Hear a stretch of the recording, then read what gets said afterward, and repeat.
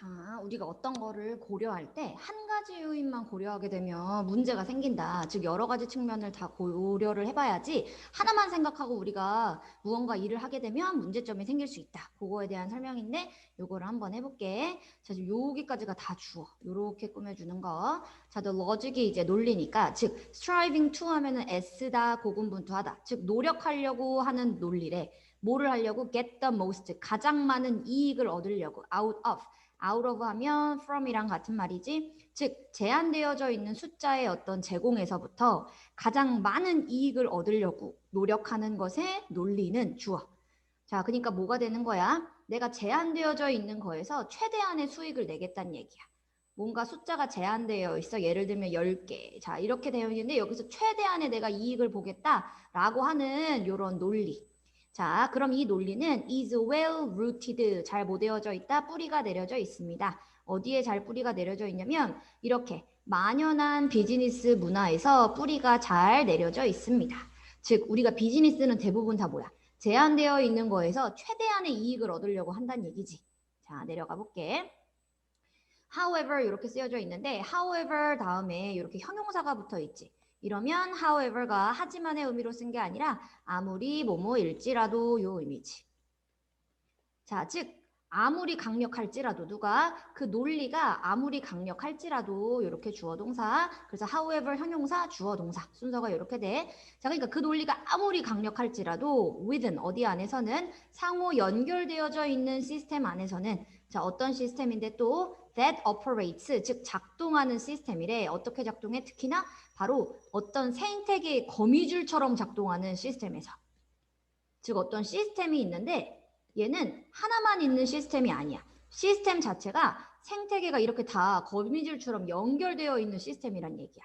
자, 그랬을 때 아무리 어떤 논리가 강력할지라도 it overlooks 그것은 뭐 할 수가 있습니다.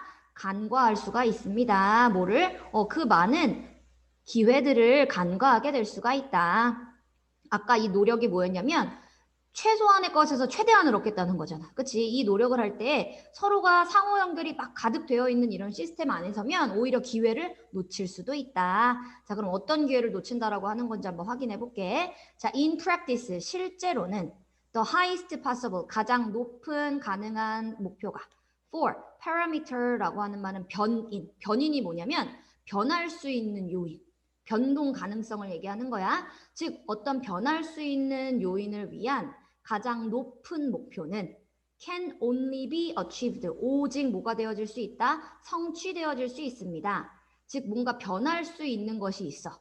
변할 수 있는 것이 가능성이 큰 목표는 성취되어진대. 어떻게? 바로 방식으로. 어떤 방식으로 성취가 되어지냐? 해로운 방식. 즉 어디에 해를 끼쳐? 다른 상호 연결되어져 있는 요인들에 해를 끼치는 방식으로 뭐 할 수가 있다? 성취되어질 수가 있습니다. 즉 내가 어떤 한 가지 요인만 생각했어. 근데 아까 여기 시스템 생각해봐. 아까 다 막 이렇게 상호 연결되어 있는 시스템이었잖아. 근데 내가 한 가지 1번 요인만 생각해. 그러면 나머지 관련되어 있는 이런 요인들한테는 뭐 할 수 있다는 얘기야? 해를 끼칠 수 있다 얘기지.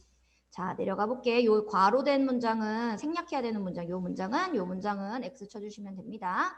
자, 그럼 이제 이거 예시를 들어보겠다는 거야. 바로 imagine 요거는 이제 예시를 하겠다는 얘기죠. 상상해 보세요. 뭘 상상해 보냐면 순간을 한번 상상해 보래. 자, that 어떤 순간을 상상해 보냐? 요 첫 번째 순간은 요거야. 나무가 극대화시키는 순간을 한번 상상해 보래. 뭐를 극대화시키냐? 그 나무의 엽록소의 생산을 극대화시킨다라고 하는 걸 생각해 봐. 하지만 무시는 해. 엽록소만 생산 안 해. 뭔 무시하고 증산작용 같은 거는 다 무시해버리고 엽록소만 나무가 계속 만들어. 이런 순간을 한번 상상해보래. 자, 그러면 그것은 which will result in 그것은 어떤 결과를 낳아줍니다. 바로 나무가 뭐가 되어져? overheating. 이렇게 과열되어지는 현상을 낳아주게 됩니다. 요 it라고 하는 게 의미상의 주어야. in이 방금 요 result in 할 때 남아있는 in이 전치사지. 전치사 뒤에는 우리 명사가 오는 게 원칙이야. 그러니까 얘가 지금 쓰고 싶은 명사, 동명사를 써놓은 거야. overheating이라고 하는. 자, 근데 이 overheating 하는 게 누군지를 쓴 거야. 그게 바로 누구였어? 나무잖아. 그러니까 나무 대신에 it라고 대신 써놓은 거야. 요거를 그래서 동명사의 의미상의 주어라고 부르자. 그래서 그것이 과열되는 것, 이 결과를 낳아준다. 즉 증산작용 아니고 엽록소 막 계속 만들어, 나무가. 그럼 어떻게 된다는 얘기야? 과열로 나무가 죽어버린다는 얘기야. 즉 하나만 생각하고 다른 건 생각하지 못했지. 그렇게 되면 이렇게 기회를 무시하게 된다. 혹은 또 이번엔 that이라고 하는 걸 또 한번 생각해 보래. 자, 이것도 또 예시지. 자, 이번엔 어떤 경우냐면 암탉이 집중을 오직 뭐에다가만 집중해? 알을 낳는 것에다만 계속 집중해. 자, 근데 이 line은 얘들아 자동사야. 낳다가 아니라 놓여 있다야. 그러니까 요거 쓰면 eggs가 못 나와. 그래서 낳다라고 하는 말을 laying을 써주셔야 됩니다. 즉 암탉이 알 낳는 거에만 계속 집중해.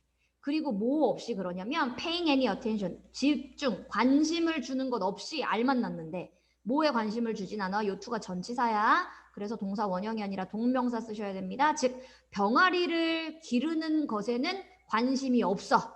그리고 알 낳는 거에만 계속 집중해. 이거를 한번 생각해 보래. 그러면 병아리가 어때? 다 죽겠지. 그럴 거면 병아리 낳는 의미가 뭐가 있어. 그치? 그러니까 저렇게 한 가지만 생각하고 다른 거를 생각 못하면 오히려 문제가 발생할 수 있다. 그래서 it라고 하는 게 가주어였으니까 여기 to 하는 것은 does not take 뭐가 필요하지 않습니다. 생물학자가 필요하지 않대. 뭐 하는 게? to 하는 것. 자, 그러면 진짜 주어 먼저 볼게. 깨닫는 것은 생물학자가 필요 없습니다. 네. 그럼 뭘 깨닫는 거는 굳이 생물학자 필요 없어? 바로 that이라고 하는 걸 깨닫는 건 굳이 생물학자 없어도 우리 알 수 있다. 즉 뭔데? 하나에 집중하는 거래. on one outcome. 즉 한 가지 결과에만 단일하게 집중하는 것은 can not only be harmful. 뭐 할 뿐만이 아니라 시스템에 해를 끼칠 뿐만이 아니라 but 하지만 뭐 하기까지도 한다. 그것은 오히려 약화시키기까지 한다. 뭐에 있어서? 장기간의 생계에 있어서 약화시키기까지 합니다. 이렇게 되는 거지. 이해됐어? 자, 그러니까 즉 내가 하나에만 집중하게 되고 다른 어떤 요소들을 생각하지 못하면 결과적으로 시스템에 해를 끼치고 장기적으로는 오히려 이 생계의 기반을 약화시킨다. 그러니까 결국 죽게 될 수도 있다. 그래서 여러 가지 요인을 고려해 봐야 될 때는 여러 가지를 다 생각해 봐야지 하나에만 집중하게 되면 오히려 문제가 발생할 수 있다. 라고 했었던 거고, 자, 이번에는 이 피타고라스의 동물관이라고 하는 걸 해볼게. 이거 그렇게 어렵지 않습니다. 자, 고대 그리스인들은 자, engage in 여기 한번 볼게. 자, 고대 그리스인들은 engaged in 항상 참여를 했었대. 자, 뭐에 참여를 했냐면 vigorous debate 즉 활발한 어떤 토론하는 거에 참여를 했었다. 그리스인들은. 근데 뭐에 대한 토론을 했냐면 이런 걸 토론했네. 즉 어떠한 동물들이 ought to be used 사용이 되어져야만 하는지 이런 거 생각했고 자 그리고 어떠한 동물들이 treated 뭐가 되어져야 되는지 바로 다루어져야만 하는지 즉 어떤 동물들이 다시 어떻게 동물들이 사용되어져야 되고 어떻게 동물들이 다뤄져야 되는지 이거에 대한 아주 활발한 토론을 참여했었습니다. 즉 고대 그리스인들 뭘 생각한 거야? 동물을 어떻게 우리가 다뤄야 될까? 이렇게 생각했다는 얘기지. 근데 아까 여기는 동물들의 입장에서 보니까 수동태로 쓴 거야. 동물들의 입장에서는 어떻게 다뤄줘야 되고 어떻게 사용되어져야 되는지. 자, 그래서 이런 초기에 급진적인 목소리들이 있었다. 자, 어떤 목소리가 있었냐면 that of 피타고라스의 목소리가 있었네. 초기에 피타고라스의 목소리가 있었대. 자, 피타고라스는 즉 예를 들면 뭐 그냥 세부 설명을 조금 써놨네. 기원전 580년대쯤에 태어났었던 이런 피타고라스 이 사람의 목소리가 있었대. 급진적인 목소리 가운데는. 자, 그리고 이 피타고라스는 어떤 사람이냐면 is remembered, 기억이 되어지는 사람이야. 오늘날까지도. 그치? 주로 뭐로 기억되어지고 있어? 오늘날에는? 그의 공헌이지. 뭐에 대한 공헌? 우리 피타고라스의 정의 할 때 피타고라스잖아. 즉 그의 수학에 대한 공헌으로서 주로 기억이 되어지고 있는 요 피타고라스. 자, 이 사람의 목소리가 있었다. 초반에. including 뭘 포함했어? 이 사람은 수학 말고도 기하학의 정리 이런 것들도 다 기여를 했었지.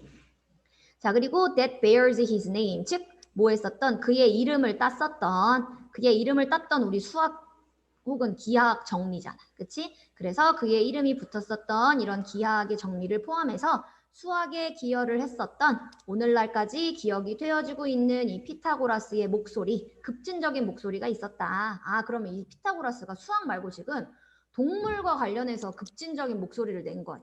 자, 그래서 his own day, 그의 시절에, 이 피타고라스 시절에 하지만 피타고라스는 was a diverse, 굉장히 다양하면서도 매우 영향력이 큰 사상가였대. 이 피타고라스라고 하는 사람은. 자, 그래서 어떤 걸 갖고 있었냐면 strong views, 굉장히 강력한 견해를 갖고 있었네. 뭐에 관련해서?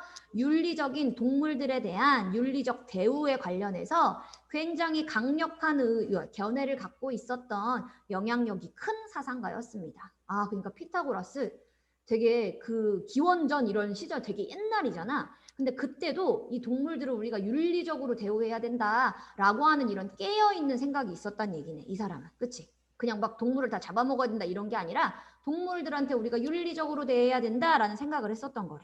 자, none of his own writing. 자, 근데 안타깝게도 그의 글들 중에 none이니까 살아있는 것은 있다 없다? 없다.